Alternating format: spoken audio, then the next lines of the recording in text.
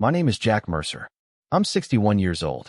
I spent 24 years with the Financial Crimes Unit of the Ontario Provincial Police and another 9 years consulting for securities regulators. I have sat across tables from con artists, fraudsters, and financial predators who would look you dead in the eyes while emptying your bank account and make you feel grateful for the privilege. I thought I had seen everything. Then my son brought his girlfriend to Sunday dinner. Her name was Diana Weston. She was 33 years old, polished in the exact right way, warm without being excessive, smart without being threatening. She remembered how I took my coffee. She asked Carol, my wife of 34 years, about her garden like she actually cared about the answer. She laughed at the right moments.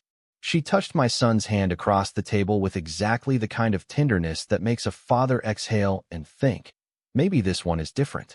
And somewhere between the roast chicken and the apple pie, my son Ryan, who is 29 years old and has not used our emergency signal since he was in the 3rd grade, reached under the dining room table and squeezed my hand. 3 times. Slow. Deliberate. Careful. We invented that signal when Ryan was 7. He had gotten trapped in a hallway conversation with my brother Gerald, who could talk about municipal zoning bylaws for 4 hours without pausing for breath.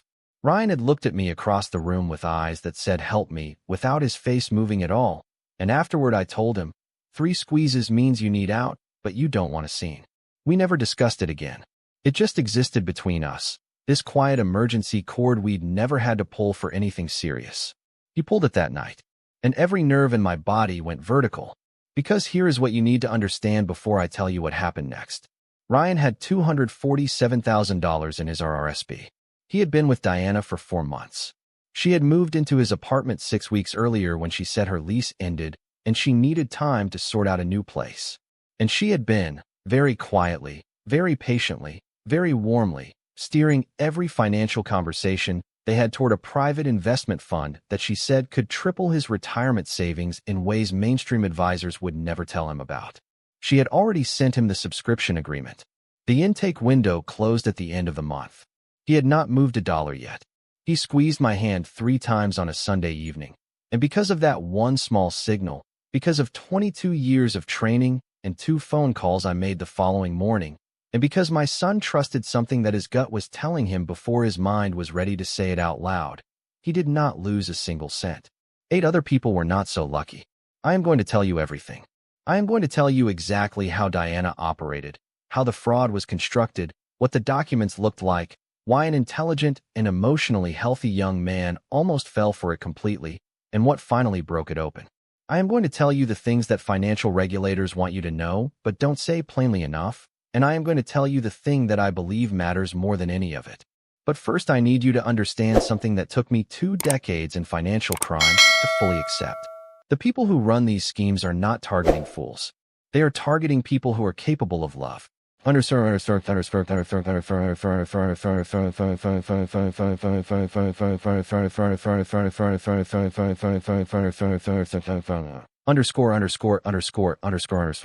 Ryan called me 3 days before that dinner.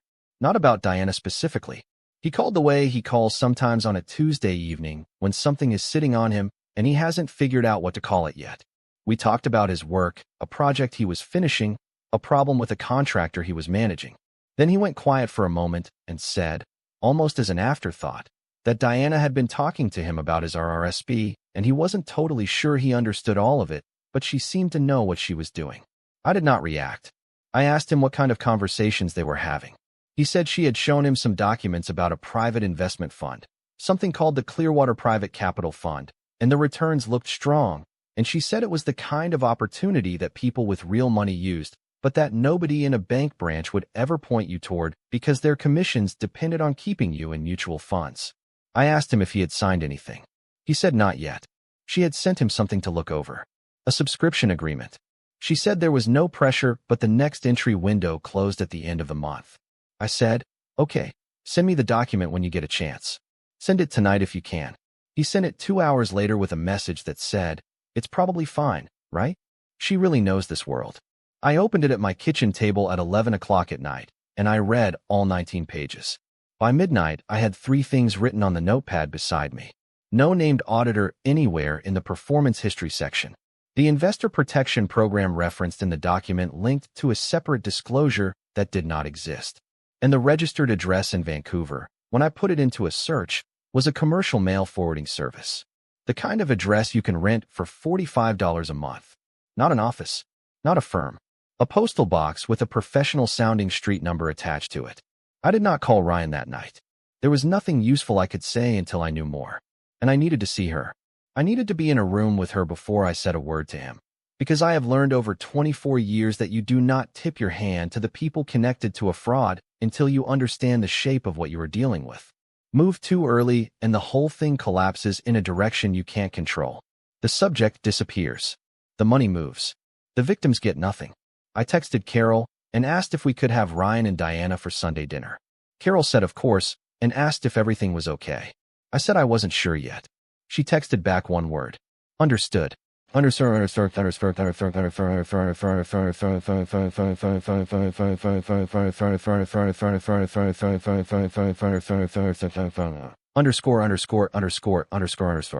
That Sunday, I watched Diana Weston the way I used to watch people across interview tables. Not openly.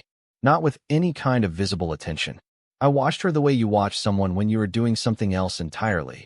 When you are passing the bread and asking about traffic from Toronto and laughing at a story Carol told about the neighbor's dog. She was good. I want to be precise about what I mean when I say that, because people sometimes hear that description and imagine someone slick or performative or visibly calculated. Diana was none of those things. She was warm. She was present. She was interested. She asked Carol questions and actually listened to the answers. She made eye contact with me without making it feel like a performance of eye contact. When Ryan said something funny, she laughed in a way that crinkled around her eyes, the real kind, not the polished kind. If I had met her at a party with no prior context, I would have thought, that's a person with good instincts and genuine warmth. That is exactly what made her dangerous. The conversation moved to work somewhere around the second glass of wine. I asked her what she did, and she described herself as a private wealth facilitator. Not a financial advisor. Not an investment broker. A private wealth facilitator. She said it the way people say a title they've been practicing, with a small note of pride that was calibrated precisely to not sound like pride. She worked, she explained, with a small group of high-net-worth clients, helping them access alternative asset structures that weren't available through traditional channels. Real estate in some cases, but also private lending pools, land trusts in the interior of BC, energy infrastructure partnerships in Alberta.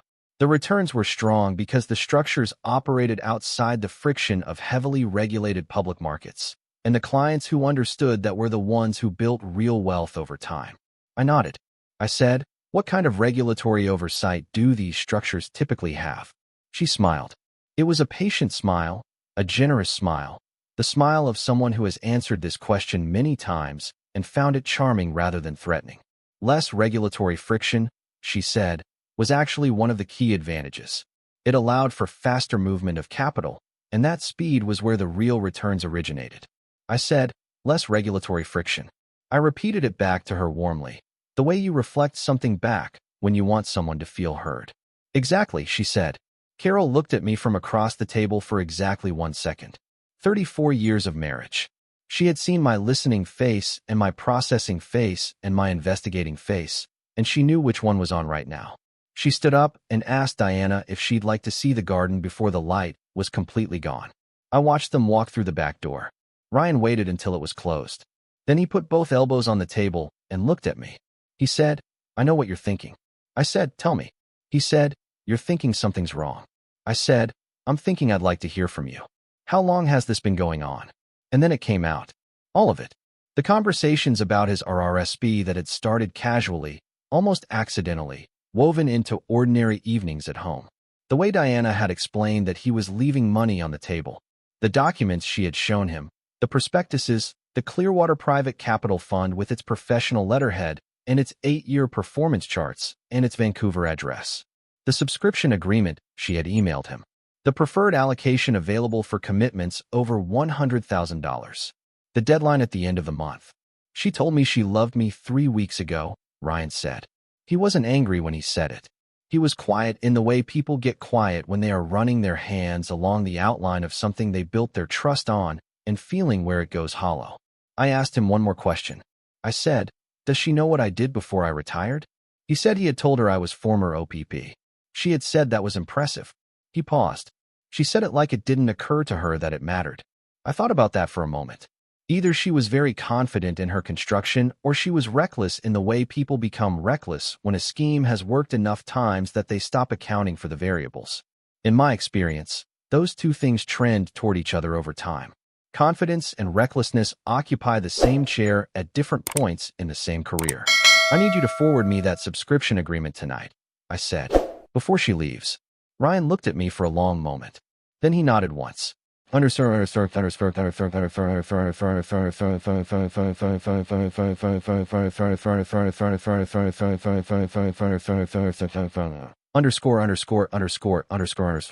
The next morning I made 2 calls. The first was to a woman named Sandra Calloway, who had run white-collar investigations for the RCMP in Toronto before moving to the Ontario Securities Commission. We had worked adjacent to each other on 3 cases over the years, never directly partnered, but the kind of professional relationship built on mutual respect and enough shared experience that you can call someone on a Monday morning and they answer. The second was to a man named Peter Chundra, a forensic accountant who had spent 18 years with the Crown Attorney's Office in Hamilton and now ran his own practice. Peter could read a financial document the way a doctor reads an X-ray. He knew where the bones should be, and he knew immediately when something was missing. I texted them both Sunday night and asked if they had 20 minutes in the morning. Sandra called at 8:10. I gave her Diana's full name, the Clearwater Private Capital Fund, the Vancouver address, and the name of the supposed fund manager listed in the subscription documents. I told her I would wait. She called back at 9:40. She said, "Diana Weston is real." And then she went into the particular quiet that I recognized from years of case briefings, the quiet of someone choosing how to order the next thing they are going to say. Diana, she told me, had studied commerce at a university in Ontario, had worked 3 years at a legitimate wealth management firm in Mississauga before being dismissed. The firm had filed a complaint with the Financial Services Regulatory Authority. The complaint file was closed, but it existed. The basis of the complaint was an inappropriate client relationship. The client was a 71-year-old widower. He had moved $85,000 into an unregistered private fund at Diana's recommendation. The fund had no registration in any province. The money was gone. The client had declined to press criminal charges. His family had been involved in that decision. He was, Sandra said, embarrassed. I sat with that for a moment. There it was. A dry run. A smaller version of the same play, refined and applied again with more sophistication, a longer runway, deeper emotional investment, a more elaborate construction. The widower in Mississauga had been the rehearsal. Ryan was supposed to be the performance. "Is the Clearwater Fund registered anywhere?" I asked. "No," Sandra said. "There is no fund by that name registered in any province with any securities regulator. So she is running a straight fraud. It appears that way. The question is whether we can build enough to move on it before she takes the money and closes the window. How close is she to the ask? Subscription agreement already sent. Month-end deadline. How much at stake? My son's retirement savings. $247,000. There was a pause that lasted about 4 seconds. "Okay," Sandra said. "Here is what we need. Underscore.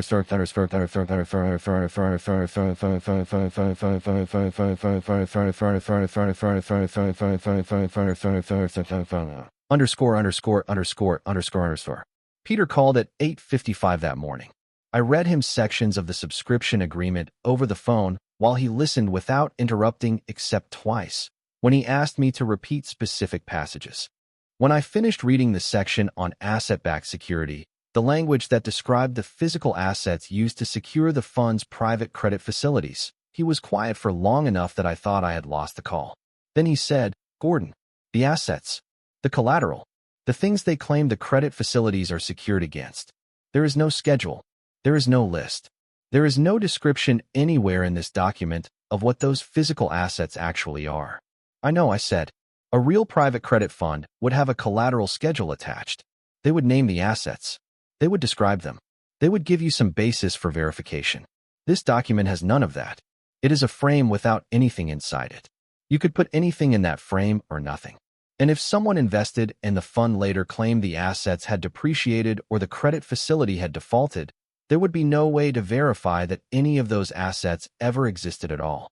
Beautiful, I said. I meant it professionally. That kind of construction is elegant in a terrible way. It gives the operator total control over the narrative of what happened to your money because the money was never attached to anything real to begin with.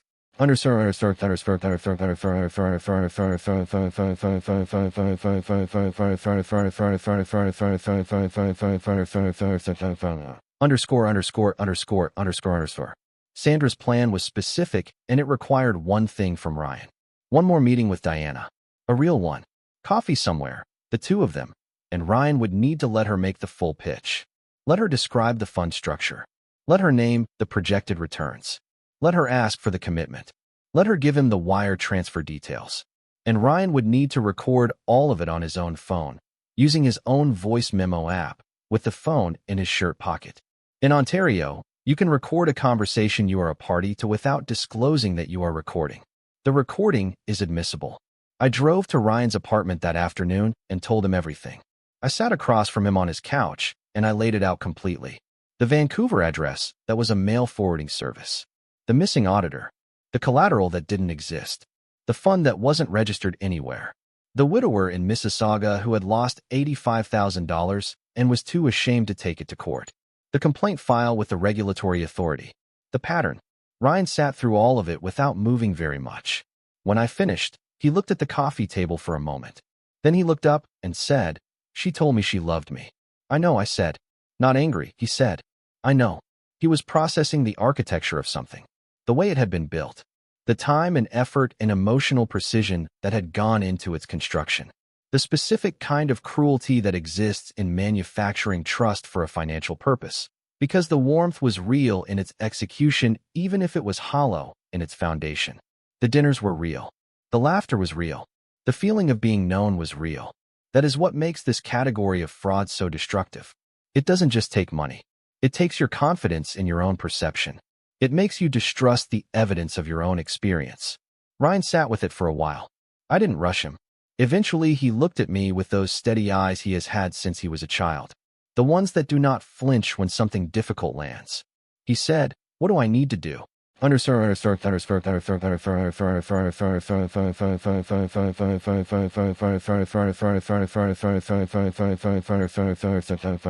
Underscore. He called her that evening. His voice was easy and measured and gave her absolutely nothing to work with except the things she wanted to hear. He said he had been thinking seriously about the subscription agreement, and he had a few questions he wanted to go over properly. He said texting felt too informal for something this significant. He wanted to sit down. She suggested Thursday, a coffee place near his neighborhood.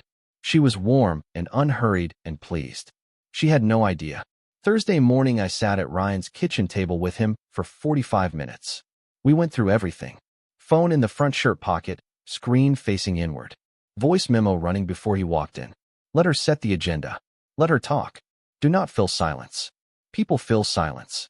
If she pauses, let the pause exist. Ask clarifying questions in a neutral tone. Don't push. Don't retreat. Be a man who is almost ready to say yes and wants to feel confident about it. Ryan listened to all of it with his hands around his coffee mug. When I finished, he looked at me and said, "How are you feeling about this?" I said, "I'm feeling clear." "How are you?" He looked out the window at the street for a moment. He said, "Angry, but the contained kind. The kind where you just want to get to the end of it." I said, "That's exactly right. Stay in that." I drove home. Carol made tea, and we sat in the kitchen and listened to the radio and didn't talk very much. There are things that you can do nothing about in the moment except wait. And the only useful thing to do while you wait is to stay calm enough that you are ready for whatever comes next. His text came at 4:23 in the afternoon. "Done. I have everything. Calling in 10 minutes. His voice on the phone had that quality that voices get when the adrenaline is still leaving the body, but the mind is already running the tape back. Thin, present, controlled. He told me she had been thorough and clear and completely composed. She had described the fund structure in detail. The projected annual returns were between 19 and 23%. She had explained the preferred allocation available to investors who committed above $100,000. She had walked him through the wire transfer process and given him the account details, a credit union in British Columbia. She had explained that the fund managers preferred to work outside the major banks for processing speed reasons, and that his money would be active and working within 72 hours of the transfer clearing. I asked him to repeat the 72-hour window. He repeated it. I knew exactly what that number meant. 72 hours is not a processing timeline. It is an escape runway. By the time a victim realizes the fund does not exist and the account has been emptied, 72 hours is more than enough time to move money through enough intermediate accounts and transfer layers to make recovery extremely difficult. It is a number chosen because it is inside the window of trust and outside the window of reaction. Diana Weston had said it without hesitation. She had said it because she had said it before. I called Sandra that evening. She listened to my summary and asked Ryan to send her the audio file through a secure channel, which he did within the hour. She listened to it overnight. She called me the following morning at 7:15. She said, "It's enough. We're moving today." I did not ask for the operational details. That was not my role, and it was not Ryan's. What I can tell you is that Diana Weston was arrested at Ryan's apartment on a Friday morning before 7:45. Ryan was standing in the hallway outside his own front door in his socks when he called me. He spoke quietly and said, "They're inside, Dad. It's happening." I said, "Good. Go put your shoes on. Go outside. Get some air." He said, "Okay." I said, "You did exactly right." The investigation that followed took time. I will not pretend it resolved cleanly or quickly, because that is not how these cases work. What I can tell you is that investigators established Diana had run versions of the same scheme in 2 other provinces before Ontario. The Clearwater Private Capital Fund was one of 4 fraudulent investment vehicles she had used across her career. The identified victims numbered 11. The total documented losses exceeded $940,000. Several of those victims had already transferred money before Ryan ever met her. Ryan was the first victim who had not lost a dollar. The only difference, was 3 deliberate squeezes under a dining room table on a Sunday evening. Underscore, underscore,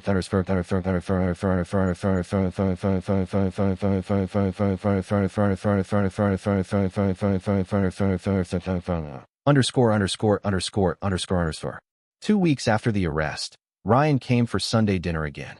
Just the 3 of us. Carol made her roast chicken, the same one she has been making since Ryan was small enough to eat it with his hands. We sat at the same table where 4 months of carefully constructed deception had almost paid off, and we talked about ordinary things. His work, Carol's Garden, a documentary she and I had watched the week before. Ryan was quiet through most of it. Not the anxious quiet from before, the other kind. The settled kind.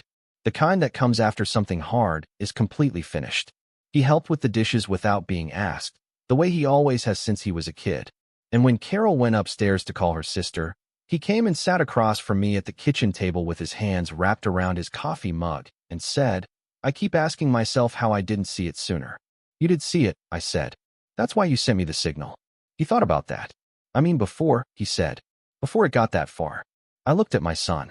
This person I had watched become an adult across 29 years, who had just sat calm and composed across a coffee shop table from someone who had been systematically working to hollow out his financial future and had held himself together well enough to help bring her down.